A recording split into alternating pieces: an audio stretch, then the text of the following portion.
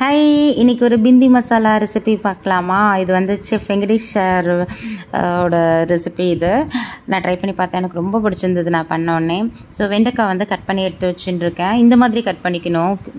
வெண்டைக்காவை பொரியலுக்கு பண்ணுற மாதிரி குட்டி குட்டியாக பண்ணக்கூடாது. அதே மாதிரி ஆனியனை வந்து க்யூப்ஸாக கட் பண்ணிக்கணும். ஒரு ஆனியனை ரெண்டாக வெட்டிட்டு திருப்பி அதில் ஒரு நடுவில் ஒரு கட் பண்ணிங்கன்னா இந்த மாதிரி க்யூப்ஸாக கிடச்சிடும் உங்களுக்கு.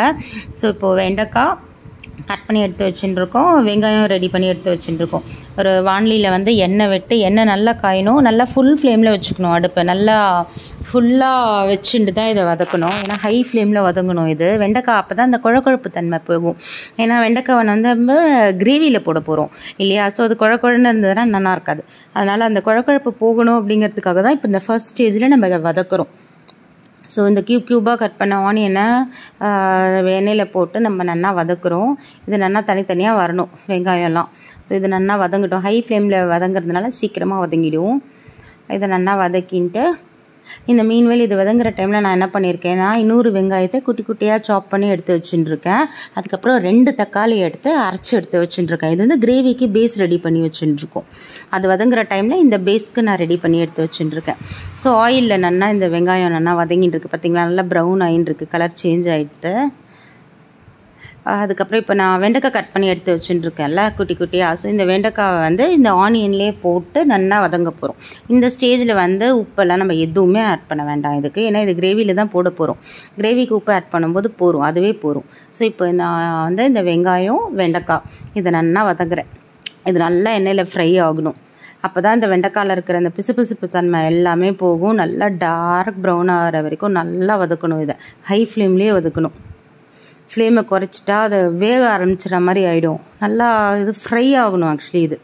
அதனால் இதை நல்லா நம்ம ஃப்ரை பண்ண போகிறோம் ஆயிலில். இது சூப்பராக இருக்கும் இந்த கிரேவி. ஆக்சுவலி இது வந்து சப்பாத்திக்கு ரொம்ப நல்லாயிருக்கும், நான்கு நல்லாயிருக்கும். யூஸ்வலாக நம்ம கோபி மஞ்சூரியன், பன்னீர் பட்டர் மசாலா இந்த மாதிரி கிரேவிஸ் எல்லாம் தானே சாப்பிடுவோம் பேபி கார்னில். ஸோ இந்த வெண்டைக்காய் வச்சு பண்ணுற கிரேவி அவ்வளோ நல்லாயிருக்கும். ஈவன் ப்ரெட்டுக்கு ரொம்ப நல்லாயிருக்கும். ப்ரெட்டை வந்து நீங்கள் டோஸ்டே பண்ண வேண்டாம். வெறும் ப்ரெட் வாங்கிட்டு இந்த கிரேவி அதுக்கு நடுவில் வச்சுட்டு இன்னொரு ப்ரெட்டை வச்சு க்ளோஸ் பண்ணிட்டு சாப்பிட்டு பாருங்களேன். அப்பா அவ்வளோ அமிர்தமாக இருக்கும். சப்பாத்தி பண்ணிவிட்டு அதுக்கு நடுவில் இந்த கிரேவி வச்சு ரோல் பண்ணி மேலே சும்மா ஆனியன் வச்சுட்டு அப்படியே ரோல் பண்ணி இந்த கிரேவியோடு சாப்பிட்றோன்னா அப்பா சூப்பராக இருக்கும். கீ ரைஸ்க்கு ரொம்ப நல்லாயிருக்கும், ஃப்ரைட் ரைஸ்க்கு நல்லாயிருக்கும், எல்லாத்துக்கும் ரொம்ப நல்லாயிருக்கும் இந்த கிரேவி. அவ்வளோ டேஸ்ட்டாக இருக்கும். ஸோ இப்போ பாருங்களேன், நல்லா இந்த வெண்டைக்காவும் ஆனியனும் நல்லா வதங்கிடுது. சூப்பராக வதங்கிடுது பார்த்திங்களா. இப்போ வந்து இந்த வெண்டைக்காயில் பிசுப்பு தன்மையே இருக்காது. ஏன்னா எல்லாம் ஃபுல்லாக வதக்கிட்டோம். இதை தனியாக எடுத்து ஒரு பிளேட்டில் எடுத்து வச்சுட்டேன். அவ்வளோதான். திருப்பி அதே பாண்லியில் எண்ணெய் விட்டுருக்கேன். எண்ணெய் விட்டு காயணும். காஞ்சோடனே இந்த பொடியாக நம்ம சாப் பண்ணி வச்சுட்டுருக்கோம்ல வெங்காயம், அதை போட்டுண்டாச்சு. இது வந்து எண்ணெயில் நல்லா ஃப்ரை ஆகணும். நல்லா டீப் ஃப்ரை நல்லா ஆகணும். நல்லா ஒரு ப்ரௌனிஷ் கலருக்கு வரணும். இந்த வெங்காயம் கொஞ்சம் நல்லா வதங்கணும். அதெல்லாம் தான் டேஸ்ட் ஆக்சுவலி. அப்போ தான் அந்த ஆனியன் வந்து கொஞ்சம் கேரமலைஸ் ஆகிட்டு அப்படியே ஒரு மாதிரி தித்திப்பு தன்மை கொடுக்கும் அந்த கிரேவிக்கு. இந்த நார்த் இந்தியன் டிஷ்னாலே இப்படி தான். நார்த் இந்தியன் டிஷ்ஷஸ் எல்லாமே இப்படி தான். அதனால் நல்லா வதங்கணும். இது எண்ணெயிலேயே நல்லா வதங்கின்னு இருக்கு வெங்காயம். மீன்வேல் நான் வந்து இஞ்சி பூண்டு பேஸ்ட் தனியாக எடுத்து வச்சுட்டுருக்கேன். தக்காளி 2 தக்காளி எடுத்து தனியாக அரைச்சி எடுத்து வச்சுட்டுருக்கேன்ல. ஸோ இப்போ அதெல்லாம் வந்து கிரேவியோட பேஸ்க்கு நம்ம ஆட் பண்ணப்போ இப்போ பாருங்களேன், வெங்காயம் நல்லா வதங்கிடுது ஆயிலில். ஸோ வெங்காயம் நல்லா வதங்கினோடனே இஞ்சி பூண்டு பேஸ்ட் போட்டுக்கலாம். இஞ்சி பூண்டு பேஸ்ட் இந்த ஆனியன் கூட இந்த ஆயில்லையே நல்லா ஃப்ரை ஆகணும். ஃப்ரை ஆகிட்டு இந்த பச்சை வாசனை கொஞ்சம் போகட்டும். போன உடனே நம்ம தக்காளியை ஆட் பண்ணிவிட்டு இந்த கிரேவியோட இதை கொதிக்க வைக்க போகிறோம். கிரேவி அவ்வளோதான், ஆல்மோஸ்ட் ரெடி. ஈஸி தான் இந்த கிரேவி. பண்ணிட்டா அவ்வளோ டேஸ்ட்டாக இருக்கும் சாப்பிட்றதுக்கு. சின்ன குழந்தைங்களாம் ரொம்ப விரும்பி சாப்பிடுவாங்க. நமக்கே ரொம்ப பிடிக்கும்னு வச்சுக்கோங்களேன். நல்ல ஆனியனில் ஃப்ரையாக எடுத்து பாருங்கள் இந்த இஞ்சி பூண்டு. இந்த ஸ்டேஜில் நம்ம என்ன பண்ணலாம் அப்படின்னா, தக்காளி அரைச்சி வச்சுட்டுருக்கோம்ல அதையும் ஆட் பண்ணிடலாம். இதுதான் பேஸ் கிரேவிக்கு. முடிஞ்சு போச்சு, ஒன்றுமே இல்லை. வெங்காயமும் தக்காளியும் மட்டும்தான் பேஸ். அவ்வளோதான். இதை போட்டால் முடிஞ்சது, அவ்வளோதான். இதை நல்லா மிக்ஸ் கொடுத்துடலாம். ஏன்னா தக்காளி வந்து பச்சையாக அரைச்சிருக்கும். இது நல்லா வதங்கணும் ஆயிலில். அப்படி இல்லைன்னா பச்சை வாசனை வரணும். நல்ல டைம் கொடுத்து ஆயிலில் நல்லா வதங்கி எண்ணெய்லாம் மேலே பிரிஞ்சு வர வரைக்கும் நம்ம டைம் கொடுக்கணும் இந்த கிரேவிக்கு. ஸோ இப்போ வந்து நான் என்னென்னலாம் எடுத்துகிட்டு இருக்கேன்னா, மிளகா பொடி 2 ஸ்பூனு, தனியா பொடி 1 ஸ்பூனு, கரம் மசாலா 1 ஸ்பூன், மஞ்சள் பொடி ஒரு 1/2 டீஸ்பூன் எடுத்து வச்சுட்டுருக்கேன். ஸோ இதெல்லாம் தான் இந்த மசாலா, பேசிக் மசாலாஸ் தான் நம்ம ஆட் பண்ணுறோம். எல்லாம் இந்த தக்காளி பேஸ்ட்டோட இந்த பேசிக் மசாலாஸ் போட்டாச்சு. போட்டு இது ஒரு மிக்ஸ் கொடுத்துடலாம். அவ்வளோதான். ஸோ இது வந்து இனிமேல் நம்ம மூடி போட்டு இதை நம்ம குக் பண்ண ஆரம்பிக்கணும்.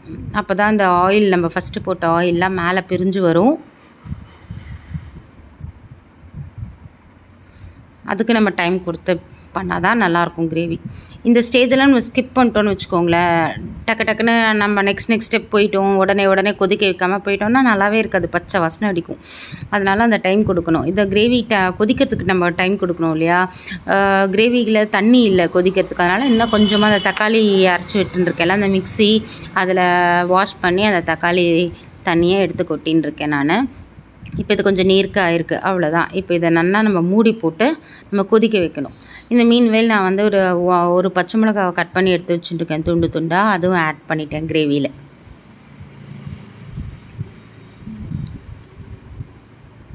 அவ்வளோதான், போடுறது எல்லாமே நம்ம போட்டாச்சு. இப்போ மூடி போட்டு நல்லா ஒரு 5 மினிட்ஸ் கொதித்த உடனே எப்படி இருக்குது பாருங்களேன். கிரேவி செம்மையாக இல்லை, கீழே இருக்கிற எண்ணெய் எல்லாம் மேலே பிரிஞ்சு வந்துடுது பாருங்கள். அவ்வளோ டேஸ்ட்டாக இருக்கும் பார்க்குறதுக்கே. ஐயோ எப்படி இருக்குது பாருங்கள் கிரேவி. சாதத்தில் கலந்துன்னு சாப்பிட்டா கூட எனக்கு அவ்வளோ பிடிக்கும் தெரியுமா. இருந்தது அருமையாக இருக்கும், ஒரு மாதிரி தித்திப்பா, அந்த ஒரு மாதிரி டேஸ்ட்டில் செம்ம டேஸ்ட்டாக இருக்கும் இது. அவ்வளோதான், இது இந்த கிரேவிக்கு தேவையான உப்பு போட்டுண்டாச்சு. கிரேவி பாருங்கள் எப்படி இருக்குன்னு, அப்படியே கண்குள்ளே காட்சியாக இருக்கும். இப்போ வந்து கஸ்தூரி மெத்தி கண்டிப்பாக போடணும் இந்த கிரேவிக்கு. ஏன்னா நார்த் இந்தியன் டிஷ் எல்லாமே கஸ்தூரி மெத்தி போட்டாகணும். ஏன்னா அது தனி ஃப்ளேவர் கொடுக்கும் அந்த டிஷ்க்கு. போட்டு நல்லா மிக்ஸ் பண்ணிங்க பாருங்கள், ஆயில் பிரிஞ்சு நல்லா மேலே வந்துடுது நம்ம போட்டதெல்லாம். இப்போ இந்த ஸ்டேஜில் நம்ம வந்து வெண்டைக்காவும் அந்த க்யூபாக கட் பண்ண வெங்காயமும் வதக்கி எடுத்து வச்சுட்டுருக்கோம்ல, அதை ஆட் பண்ணிடலாம். ஸோ இந்த கிரேவி கூட அந்த வெண்டைக்காவும் இந்த ஆனியனும் நல்லா மிக்ஸ் ஆகணும். ஃபுல்லாக மிக்ஸ் பண்ணிக்கோங்க. இந்த கிரேவியோடு நல்லா மிக்ஸ் பண்ணிட்டோம் அப்படின்னா, ஏன்னா இது இன்னமும் கொஞ்சம் நம்ம கொதிக்க விடணும். ஏன்னா இந்த வெண்டைக்காய்க்குள்ளெல்லாம் அந்த கிரேவியோட இது மசாலா இறங்கணும்ல, அதனால் வந்து இன்னும் கொஞ்சம் தண்ணி விட்டுட்டு சுகர் ஒரு ஸ்பூன் ஆட் பண்ணியிருக்கேன். ஏன்னா சுகர் ஆட் பண்ணால் தான் அந்த நார்த் இந்தியன் கிரேவிஸில் அந்த தித்திப்பு தன்மையோடு இருக்கும், அது நல்லா என்ஹான்ஸ் பண்ணி கொடுக்கும். அதனால் கொஞ்சமாக சுகர் ஆட் பண்ணிட்டு கொஞ்சம் தண்ணியும் ஆட் பண்ணிட்டுருக்கேன் அந்த கிரேவி கொதிக்கணுறதுக்காக. இதை ட்ரையாகவும் பண்ணி சாப்பிட்லாம். நான் கொஞ்சம் வந்து கிரேவியாக பண்ணுறேன். நான் சப்பாத்திக்கு தொட்டுன்னு சாப்பிட்ற மாதிரி பண்ணுறதுனால நான் கொஞ்சம் கிரேவியாக பண்ணுறேன். நீங்கள் ட்ரையாகவும் பண்ணி சாப்பிட்லாம், ரைஸ்க்கெல்லாம் தொட்டுன்னு சாப்பிட்றதுக்கு, அதுவும் ரொம்ப நல்லாயிருக்கும். நான் வந்து இப்போ கொஞ்சம் கிரேவியாக பண்ணுறேன். எனிவே ஆறித்துனா இன்னும் கொஞ்சம் கெட்டி ஆகிடுமா, அதனால் கொஞ்சம் தண்ணி விட்டு தான் நான் பண்ணுறேன். அவ்வளோதான், ஆல்மோஸ்ட் ரெடி. இப்போ இது நல்லா கொதிக்கணும் பாருங்களேன். நல்லா கொதிக்க வச்சப்பறம் எப்படி இருக்குது பாருங்கள். நம்ம போட்ட எண்ணெய்லாம் மேலே வந்துடுது. கையில் எவ்வளோ கொத்தமல்லி கிடைக்கிறதோ தூக்கி அது மண்டையில் போட்டுருங்க. போட்டுட்டு ஒரு மிக்ஸ் பண்ணி விட்ருங்க. வேணும்னா இதுக்கு மேலே நம்ம தாளிச்சிக்கலாம், சீரகம் தாளித்து கொட்டலாம். ஆனால் நான் அப்போ ஒன்றில், ஏன்னா ஆயில் ஆல்ரெடி நிறைய இருக்குது, இன்னும் கொஞ்சம் வேறு ஆயில் போட்டு எதுக்குன்னு சொல்லிட்டு நான் தாளிக்கலை. இது போகிறோன்னு அப்படியே ஸ்டாப் பண்ணிட்டேன். இந்த ஸ்டேஜில் எப்படி இருக்குது பாருங்கள் கிரேவி, செம்ம சூப்பராக இருக்கும். சப்பாத்திக்கு தொட்டுன்னு சாப்பிட்டா சொர்க்கமாக இருக்கும் இது. ஸோ கண்டிப்பாக என் சேனல் பிடிச்சிருந்தது அப்படின்னா என் சேனலுக்கு சப்ஸ்கிரைப் பண்ணுங்கள், வீடியோஸ்க்கு சப்போர்ட் பண்ணுங்கள். பாய், தேங்க்யூ.